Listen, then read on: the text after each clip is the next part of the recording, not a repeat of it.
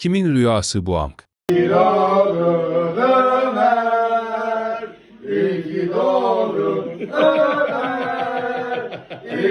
Aramis Porthos D'Artagnan.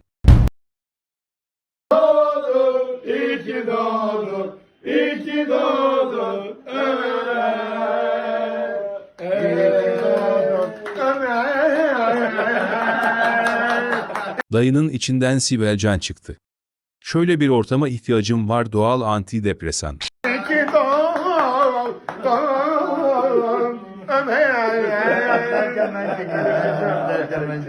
Çekiyor değil mi daha? Işığı çek, ışığı yak. Yaktım, al bakalım. Hadi bakalım. Al bakalım. İyi ki doğdun Ömer. Ömer konsepte uymamış ama. Kendini 20 yıl sonra nerede görüyorsunuzun cevabı. Doğum günü kutlu olsun. Doğum günü kutlu olsun. Nice mutlu yıllar. Çoluğunla çocuğunla aile.